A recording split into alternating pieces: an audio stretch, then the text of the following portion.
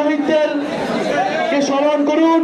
আমরা সেই শহীদদের প্রতি দায়বদ্ধতা থেকে আপনার কাছে এসেছি যে বাংলাদেশে একটা ফ্যাসিস্ট সরকার, একটা স্বৈরাচারী সরকারের পতনের জন্য হাজারের উপরে মানুষ মৃত্যুবরণ করেছে, কয়েক হাজার মানুষ আহত হয়েছে।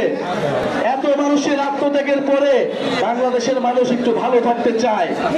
বাংলাদেশের মানুষ ভেবেছিল এত মানুষের রক্তত্যাগের পরে তার সমস্যার সমাধান হবে।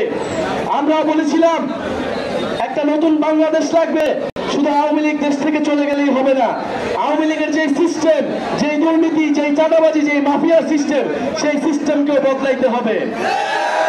কিন্তু আমরা দেখতেছি যে বাংলাদেশে সেই সিস্টেম এখনো বদলায় নাই। তাহলে আমরা আবার রাজপথে নেমে এসেছি, আমরা আবার আপনাদের কাছে কথা বলতেছি, আমরা আবারও বলতেছি আমরা রাজপথে আছি, আমরা রাজপথে থাকবো। আপনাদের ঝালকাঠিবাসী নেতৃবৃন্দ ঝালকাঠি এলাকার সমস্যার কথা বললেন, নদী ভাঙনের কথা বললেন, দুর্নীতি মাদক কারবারের কথা বললেন, শিক্ষা এবং স্বাস্থ্য ব্যবস্থার যে বেহাল দশা তার কথা বললেন।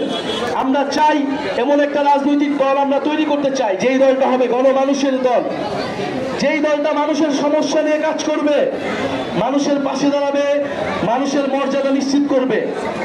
আমরা কোনো চাঁদাবাজদের, সন্ত্রাসীদের, দুর্নীতি মাফিয়া ব্যবসায়ীদের কোনো দল হইতে চাই না। আমরা চাই যেই দল আপনার কথা বলবে, আপনার সমস্যার কথা বলবে এবং আপনার সমর্থনে যেই দল পরিচালিত হবে।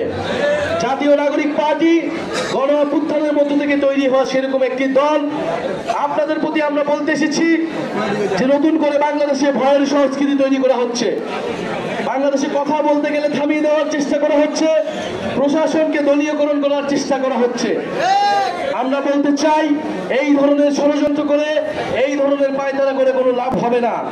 বাংলাদেশের ছাত্র জনতা রাজপথে নেমেছে, রক্ত দিয়েছে, আবারও রাজপথে নামার জন্য প্রস্তুত রয়েছে। কিন্তু আমরা বারবার রাজপথে নামতে চাই না। আমরা দেশের ভিতরে বিভাজন চাই না, মতপার্থক্য